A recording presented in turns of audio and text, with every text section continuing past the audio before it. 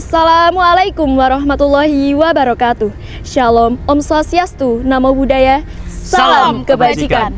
Kami, tim Napoleon dari Madrasah Aliyah Negeri Batang, akan menyampaikan pandangan tidak setuju kami terhadap mosi debat kali ini, yaitu pelajar lebih membutuhkan pendidikan karakter dibandingkan pendidikan akademik di sekolah. Maka izinkan kami memperkenalkan diri. Perkenalkan, saya Aisyah selaku pembicara 1 dan rekan saya. Perkenalkan, saya Naura Arga Mumpuni selaku pembicara 2. Dan rekan saya Rasif Ardan Safara selaku pembicara 3.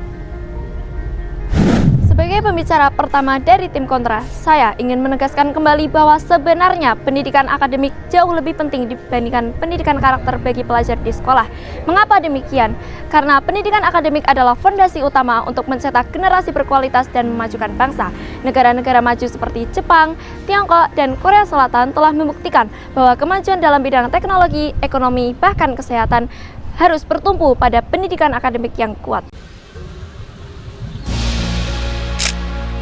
Data dari OECD pada tahun 2025 menunjukkan bahwa mereka yang lulus perguruan tinggi memiliki penghasilan rata-rata 39% lebih tinggi dibandingkan mereka yang hanya tamat SMA.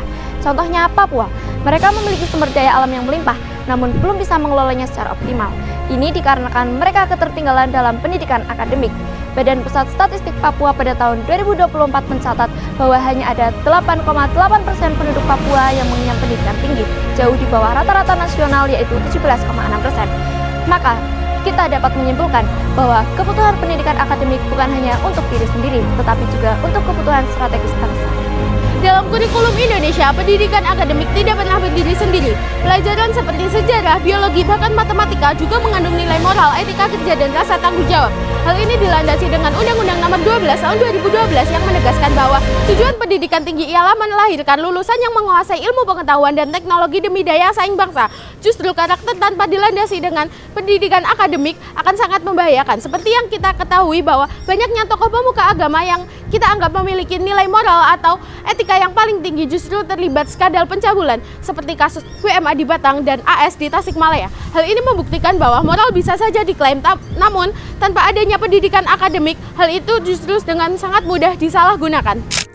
Niat baik saja tidak cukup jika tidak didasari dengan ilmu pengetahuan. Seseorang yang memiliki niat ingin menolong pasien tetapi tidak memiliki pengetahuan di kedokteran akan dapat membahayakan nyawa pasien. Sebaliknya, seseorang yang memiliki pengetahuan di bidang kedokteran akan dapat menyelamatkan pasien. Hal ini dibuktikan dengan penelitian Bah dan kawan-kawannya pada tahun 2023 yang membuktikan bahwa pendidikan berkualitas, terutama pendidikan akademik, berpengaruh langsung terhadap kesejahteraan masyarakat dan pertumbuhan ekonomi. Jika ingin bangsa ini maju, maka kita harus menjadikan pendidikan akademik sebagai prioritas utama karena dari sanalah lahir inovasi, daya saing, dan juga kemajuan bangsa ini. Pendidikan akademik merupakan pendidikan yang universal dan terukur. Ilmu akademik bisa diuji dan diterapkan di seluruh dunia.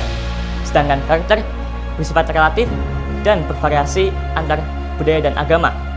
Jika kita menjadikan karakter sebagai yang utama, maka kita akan kesulitan untuk membuat standar pendidikan yang adil dan objektif. Kemampuan akademik bisa menjadi syarat untuk memasuki perguruan tinggi negeri, yaitu dengan tes kemampuan akademik TKA.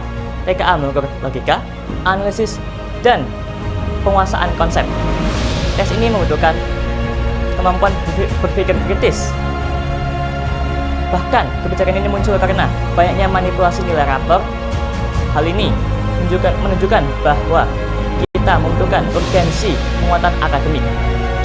Penelitian Hidayat dan Putri tahun 2022 menyatakan bahwa seorang tidak memiliki korelasi positif dengan performa mahasiswa di awal tahun kuliah. Pendidikan akademik adalah kunci utama pembangunan bangsa.